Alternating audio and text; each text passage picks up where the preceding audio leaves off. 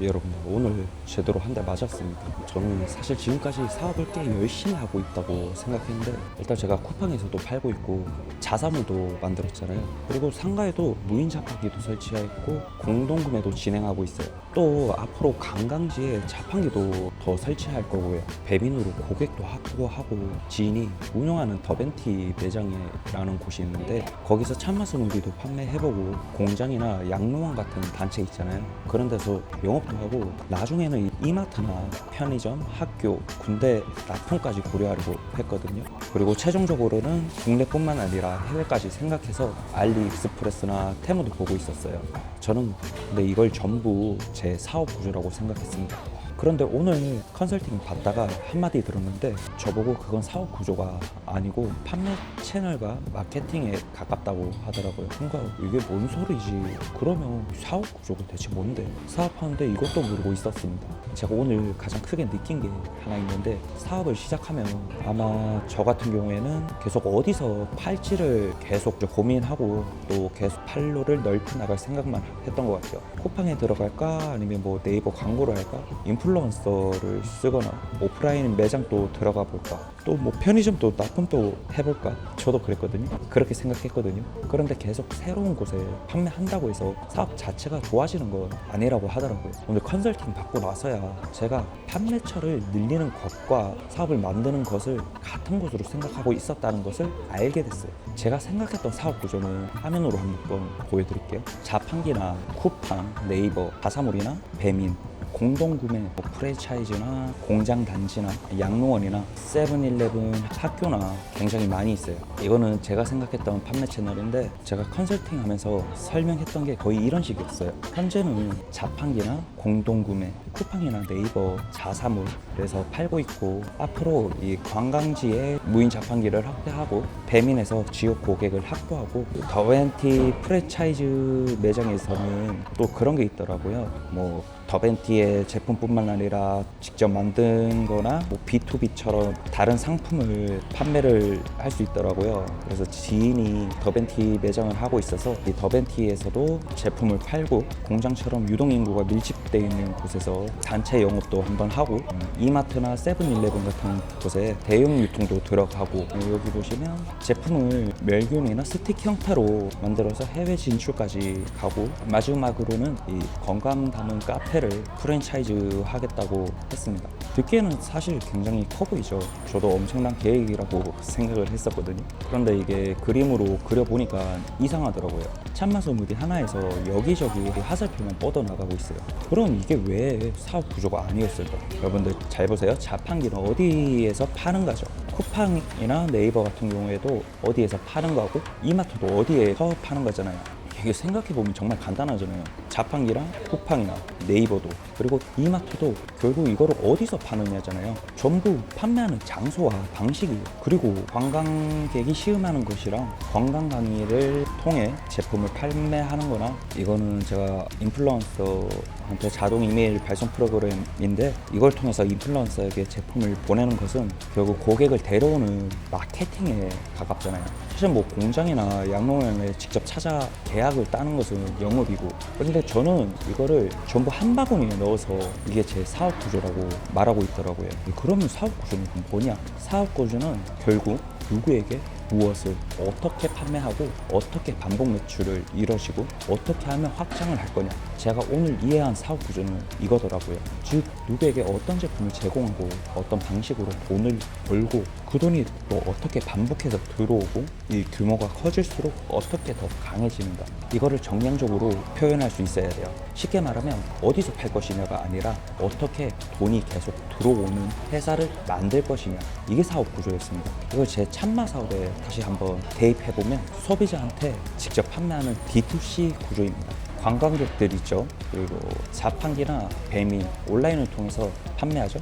그리고 첫 구매나 재구매나 대량 구매, 정기 구매는 다 D2C 구조예요. 예를 들어서 관광지에 자판기를 설치한다고 해볼게요. 예전에 저는 관광지에 자판기를 10대를 설치하면 매출이 늘겠지, 여기까지 생각했었어요. 물론 관광지에 유동인구를 조사하고 거기서 구매율이 한 5% 정도 잡고, 그러면 한 사람당 판매 객단가를 측정해서 최대 매출을 잡았었거든요. 근데 이거는 자판기 숫자를 계속 늘려야 매출이 늘어나는 구조예요. 사업 구조를 다시 생각하면 다르다고 하더라고요. 관광객이 안동에서 참맛소문들을 처음 먹었을 경우에 제품이 마음에 들었다고 가정하면 이 패키지에 있는 QR을 통해서 온라인물로 들어오죠. 처음에는 맛보기 세트를 사고, 그 다음은 10팩, 30팩, 그리고 또 다른 누구는 그렇게 먹다가 꾸준히 먹는 사람은 정기 구매까지 간다고 가정할게요. 그러면 자판기의 역할은 또 다른 문제예요. 자판기가 단순히 음료 한 병을 파는 기계가 아니라 이 새로운 고객을 확보하는 입구가 되는 거예요. 즉 자판기 자체는 사업 구조가 아니라 첫 구매, 재구매, 반복 매출이 사업 구조예요. 두 번째 구조는 B2B인데요. 제가 아까 더벤티 매장 지인에게 참맛 스무디를 납품을 한다고 가정해 볼게요. 그러면 더벤티 매장의 한 곳에서 테스트를 하고 판매량을 검증을 완료한 다음 카페용 제품을 조금 더 표준화한 다음 다른 카페에 공급을 하고 반복 발주를 하는 거예요. 더벤티도 사실 자세히 보면 똑같아요. 처음에는 지인이 더벤티를 운영하니까 거기에서도 팔아보자라고 생각을 했는데, 그런데 이게 한 매장에서 몇 잔 파는 것으로 끝나면 그건 그냥 영업입니다. 오히려 여기서 봐야 할 건 하루에 몇 잔이 팔리는지, 어떤 고객이 사는지, 제조하는데 얼마나 걸리는지, 전주가 불편한 게 뭔지, 마진이 그리고 얼마나 남는지입니다.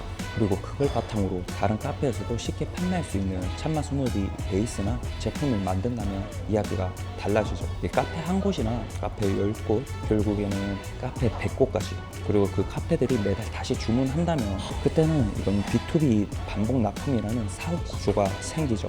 공장이나 양로원, 기업 같은 단체도 마찬가지예요. 중요한 것은 처음 한 번에 납품하는 게 아니라 계속 재발주하는 게 만드는 것이거든요.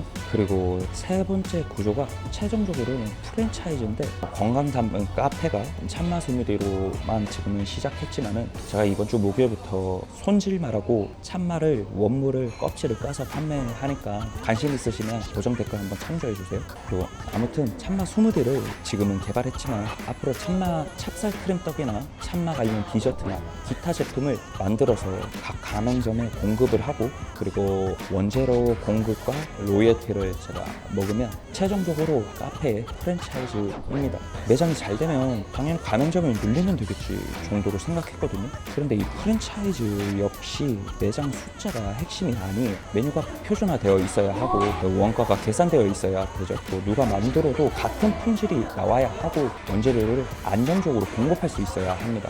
그리고 본사, 즉 저 같은 경우에는 참맛 스무디 베이스, 참맛 찹쌀 크림떡, 그리고 각종 참맛 제품을 가맹점에 지속적으로 공급해야 하죠. 그러면 가맹점이 늘어날수록 반복적인 매출이 생겨야 합니다.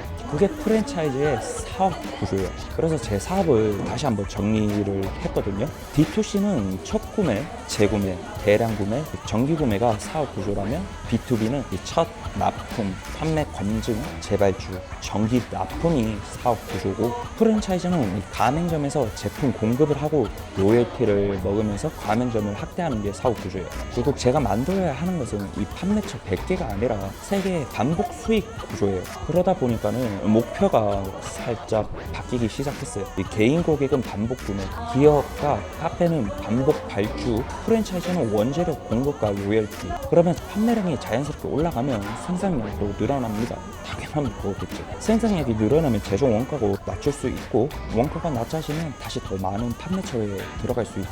이렇게 서로 연결되는 게 사업 구조더라고요. 또 한 가지를 더 피드백을 받았는데, 컨설팅 중에 사업 구조만 지적받은 게 아니라 화면을 보시면 제 참맛 스무디의 상세 페이지도 문제가 있다고 했어요. 사실 이 부분은 제가 봐도 좀 볼품 없었어요. 이게 사실 여러 니즈를 계속 업데이트하다 보니까는 잡다한 내용들이 너무 많고 가독성이 너무 떨어져요. 똑같은 내용들이 계속 나와가지고. 그래서 이 부분은 거의 100% 공감이 되더라고요. 저는 이게 제품이 어떤 호로에서 처음에 시작했었냐면, 제품이 좋다고 생각하니까 이 참마가 몇 %고 어떤 원료를 쓰고 어떤 제조 방식을 쓰고 용량은 얼마고 이런 정보를 계속 집어넣었어요.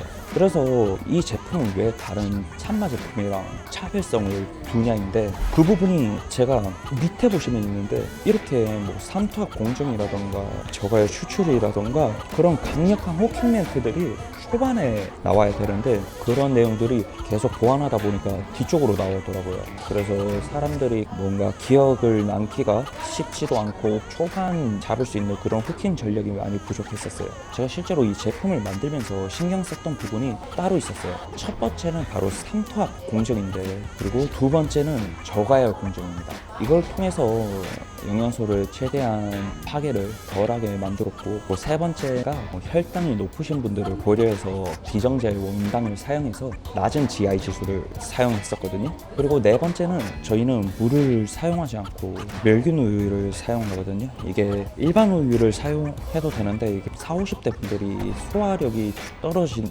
분들이 많더라고요. 그래서 이 소화 부담을 고려해서 멸균 우유를 집어넣어서 차별화 전략을 했었어요.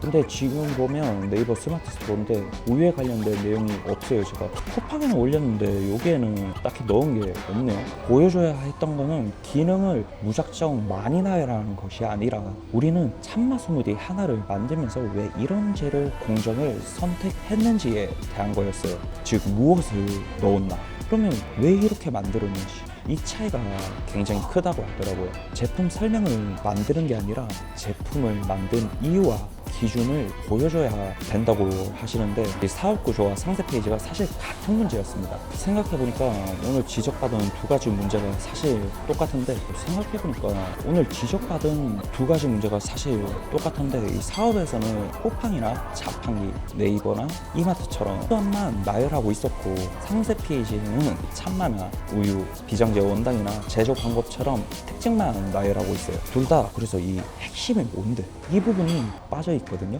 사업에서는 어떻게 반복적으로 돈을 벌 것인지, 그리고 상품에서는 도대체 왜 소비자가 이 제품을 선택해야 하는지에 중심이 없어요. 그래서 지금부터 바꿔보려고 하는데, 그래서 앞으로 새로운 아이디어가 생길 때마다 무작정 이것도 해보고 저것도 해봐야지 라고 하지 않으려고 합니다. 신규 고객을 데려오는 마케팅인지, 제품을 파는 판매 채널인지, 계약을 만드는 영업인지, 아니면 이게 정말 사업 반복 매출을 만드는 구조인지, 그리고 참마 스무디 상세 페이지도 단순히 좋은 말을 많이 넣는 방식에서 벗어나가지고 산토압, 그리고 저가열, 비정제, 원당 도대체 왜 선택했는지 소비자가 한 번에 이해할 수 있게 다시 만들어 보려고 해요. 저는 좀 그렇게 생각해요. 저는 이제 막 시작했지만은 사업을 대한 공부를 하면 느끼는 게 정말 많아요. 매일 제품을 만들거나 택배를 보내고, 그리고 광고하고 영업도 하고, 이렇게 매출을 만들다 보면 내가 사업을 잘하고 있다고 착각하기 쉽습니다.